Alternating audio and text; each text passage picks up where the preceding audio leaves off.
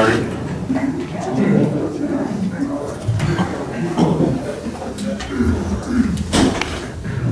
Good evening and welcome to the 2019 Global Series. We are thrilled to be back in Sweden for our 12th and 13th regular season games, and this will be our 11th and 12th games in Stockholm. I think we could all agree that the impact Sweden has had on the National Hockey League has been profound. If you consider the legacies of Börje Salming, Mats Sundin, Nick Lidström, and Peter Forsberg, all players who during our centennial were picked to be in the greatest 100 players in our history. It's a testament to hockey in Sweden, and not only has it been great for the NHL, I think they've also inspired a generation of modern-day Swedish stars with more than 75 players from Sweden on current NHL rosters. And if you want to focus on two teams in particular, I think the two that are here for the Global Series, the Buffalo Sabres and the Tampa Bay Lightning, prove the point. The Sabres are built on a strong Swedish contingent. The reigning NHL Rookie of the Month, Victor Olofsson, is on the team, as is Rasmus Dahlin, Marcus Johansson, Johan Larsson, and Linus Ullmark. And they're all here, and that's part of the premise of bringing a team like them back to Sweden so that people here can see how their stars from Sweden are playing in the NHL. And obviously, with respect to the Tampa Bay Lightning, everybody focuses on Victor Hedman, who not only is a great ambassador for the NHL, he's a great ambassador for Swedish hockey, and we're thrilled that all 7 of these players are getting an opportunity to play 2 home games.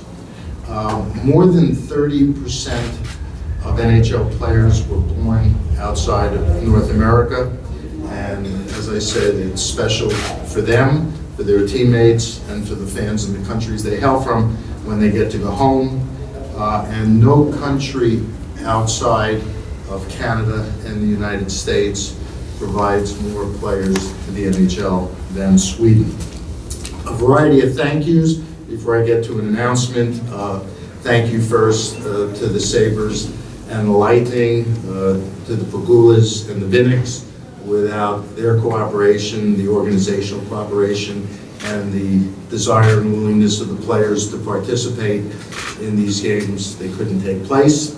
Live Nation has done a great job collaborating with us to put on these games and the events surrounding them. And we're also thankful to Stockholm Live, partnering with us to stage these sold-out games in a world-class arena like the Ericsson Globe. I also want to thank our friends at Nordic Entertainment Group. They do a great job of broadcasting or streaming every NHL game across the Atlantic all season long, and I suppose we could say for the next 2 days they have home ice. And finally, let me talk about today's announcement.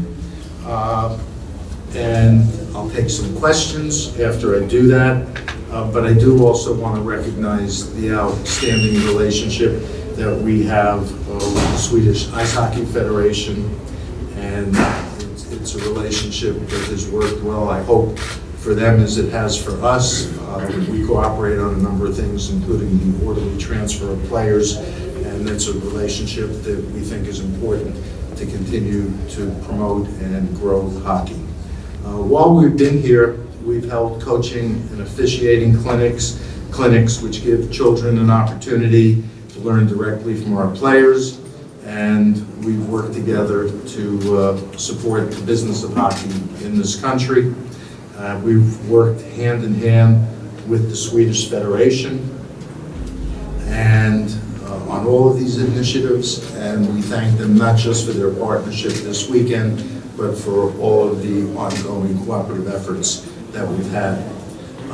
While I am pretty certain we'll be back here again in 2 years, in the interim, we are coming back to Europe next year, and I'm pleased to announce that the NHL will be returning to Europe for the fourth year in a row, rotating back to Finland with 2 regular season games, and we'll play another regular season game in the Czech Republic, and we'll also play 2 exhibition games also in Europe.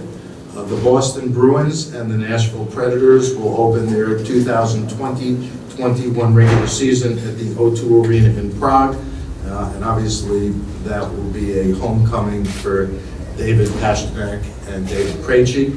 But before heading to Prague, each of them will play exhibition games as part of the 2020 Global Series Challenge. The Bruins will finish their training camp in Germany and play against Adler Mannheim, and the Predators will travel to Switzerland, the home of their captain Roman Josi, to train and take on SC Bern.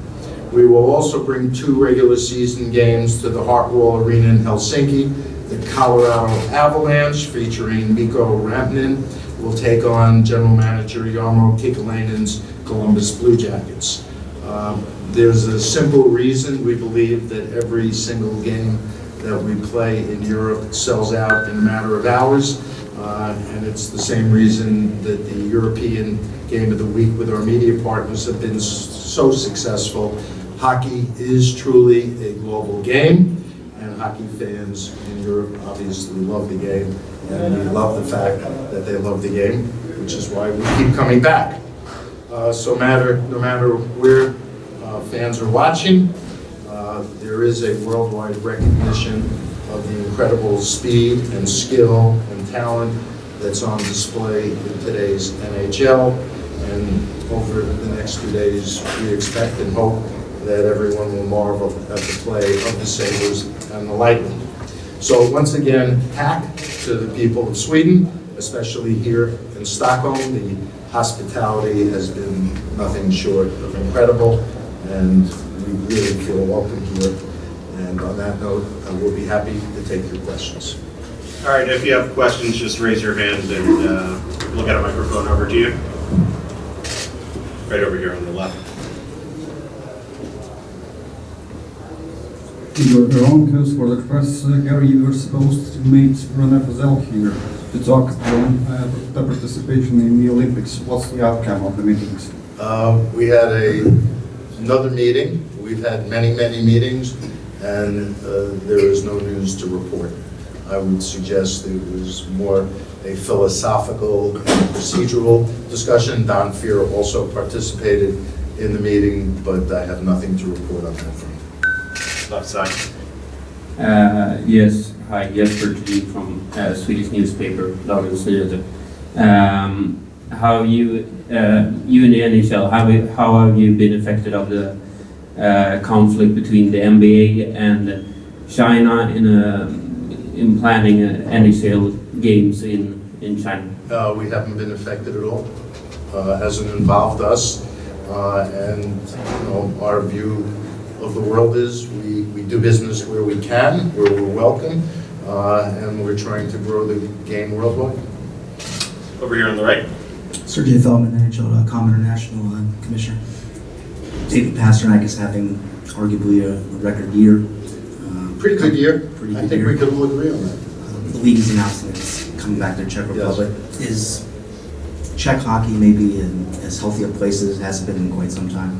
I think Czech hockey is alive and well, and it's a testament to the passion for the game that we're yet coming back again. It's not a coincidence, obviously, that we would bring the Bruins. But in the final analysis, I think hockey on a worldwide basis has never been stronger, has never been more widely followed. And I think that's a testament to the way the game is being played at all levels and in all places. Front right. Axel Jaroma, NHL.com, Mr. Bettman. Given what we're seeing from players like Leon Draisaitl, Nico Hischier, Roman Josi right now, and coupled with the league's continued effort to bring games to their home countries, is it fair to say that we're in kind of a golden era of the German and Swiss hockey right now? I wouldn't argue the point. I don't necessarily suggest that it's healthier there than in other places. I think hockey worldwide is in a good place. It starts with the fact that the game, as it's played, has never been faster, more entertaining, more exciting. The players have never been more skillful. The game has never been younger. And the game at the NHL level has never been more competitive. And I think that in the global NHL world, the global hockey world, the vital signs are all good. Front middle. Diana Neros, the Tampa Bay Times. How have you seen the Lightning as an organization develop and grow in the 10 years of Jeff Vinnick's ownership? It's been nothing short of phenomenal. Jeff Vinnick has created, as he likes to say, and I happen to agree with, a world-class organization. His investment in the community and in the arena and in the real estate development around the arena, it may be unprecedented, at least in modern times. His involvement in the community with the Community Heroes program is incredible. The Lightning have done everything right under Jeff's ownership. And for those of us who remember what life was like for the Tampa Bay Lightning before Jeff bought the club, turnaround is nothing short of incredible and phenomenal. Left side. Commissioner Max Bergs from Latvian Radio. I wanted to ask if there are any plans of bringing NHL games to the Eastern European countries, Russia, Latvia, Belarus. It's something that we discuss internally. It's something that we're thinking about, but there are no concrete plans that I can report to you now, but it's something that we're focused on. Back row middle. Gary Dennis Bernstein from the fourth period. Any thought of marrying the concept of the Global Series with the Stadium Series, doing an outdoor game somewhere in Europe? You know, it's interesting. One of the seminars that we put on today with the Swedish Ice Hockey Federation, there was a polling of the room. I didn't do it.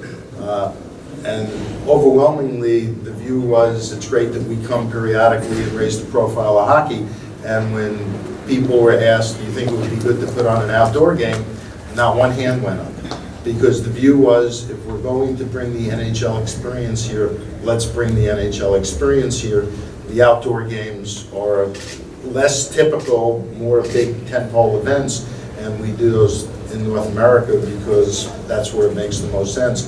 But we're not getting a sense that there's a real demand to do an outdoor game in Europe. That may change over time, and I was a little surprised by the reaction today, but that's what it was. And this was a number of people who were executives at Swedish league teams. Nick, right here, second one. I think you said you were pretty sure you'd be back here in 2 years. Do you mean Stockholm or do you mean Sweden? I mean Sweden. And we maybe Stockholm, maybe a couple of the other places that have expressed an interest in helping us, in having us. This is the concept of where we go next. We made the next announcement for next year. It's fluid. And as we move through doing games and we focus on what went right and what we can do even better and what places have expressed interest and what players and organizations might like to go to a different place or two, that's what we focus on, and we try to be as responsive as possible to the interest, which is tremendous in hosting these games. Can you quantify how that interest has changed in recent years? By order of magnitude. There's always been a demand, at least throughout my 27 years at the NHL, for hosting games outside of North America, but the demand is pretty intense right now, just like the demand is in North America for all-star games, drafts, and outdoor games. Back middle. Gary, Thomas David, NHL-Portal.cz. In the spotlight of Brian Little's injury, would the league think about some additional protection of head, especially in the ear area? Well, we're constantly looking at player safety issues and equipment, but the evolution of helmets has not reached the point where it can protect against everything, but we constantly look at new equipment, what new manufacturers are creating, and that's something that we continue to monitor. But it is a physical sport, and collisions sometimes result in injuries, and that's a fact of life. It's not one we're happy about. We'd like there to be no injuries, and we do what we can to minimize what can happen from an injury, because player safety, as I said, is vitally important. And back. Cornfield's face-off in the Netherlands. I'm not going to ask if you're coming to Amsterdam, because I think the players and the spectators love it, but I was last year at the KHL games and they were discussing a game pre-season between the Stanley Cup champion and the Gagarin Cup champion. Is that discussed, or is that completely out of... I've heard it discussed. It's not anything we're focused on right now. My own belief is if we're going to play games in Russia, and we know there's great interest in our game there, it would most likely, from our standpoint, be regular season games with 2 NHL teams. Gary, from your personal standpoint, does the Olympics help to grow our sports? And will the broadcast coming back? Well, you know, I don't want to sound like a broken record on the subject, but I think going to the Olympics is a challenge for us. I know the players love representing their countries. I know that the players like going. I know that the players that don't go like having a break in the middle of the season. But from our standpoint, we have found going to the Olympics to be incredibly disruptive and to the season, our season. And we don't get the opportunity, because the IOC won't permit us, to even promote the fact that we're going with our players and that we're shutting down. It's a complicated issue. It's something that the Players Association continues to raise with us. It's something that Renee Fizell and the IIHF continues to raise with us. But as I said previously, there's nothing new to report in that regard, because for us, at best, it's a mixed bag. And again, I think it has some pretty material downsides in terms of what happens to our season. We'll do one more right here. Hi, John Vogel from The Athletic. As the new year approaches, where do you see the business of the NHL growing or changing in 2020? I think the business of the NHL has never been stronger. We continue year after year to set records, revenue-wise. If not setting an attendance record, we're playing basically to 95% of capacity in the regular season and over 100% in the playoffs. Business has never been stronger, which is a testament, as I mentioned before, to the state of the game, to the strength of our franchises and our ownership, which has never been better, to our extraordinary competitive balance. And I believe what's happening in media, particularly in the United States, represents an opportunity for us to continue to focus on how we're delivering games, whether or not it's traditional TV or on streaming platforms. And we're going to have an opportunity in the next few months or the next year to recast or extend, or a combination of recast and extend our current relationship with NBC, which expires after next season. I think there's a pretty vibrant media marketplace, which will put a good value on the product that we have.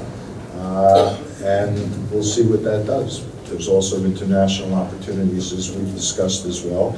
And technology, you've heard us talk about player and puck tracking and the creation of more data on a regular basis. That, combined with sports betting, yet gives us another way to connect with our fans. A long-winded way of saying, I think it's all good. All right, thank you, everybody. Thank you. Enjoy the games.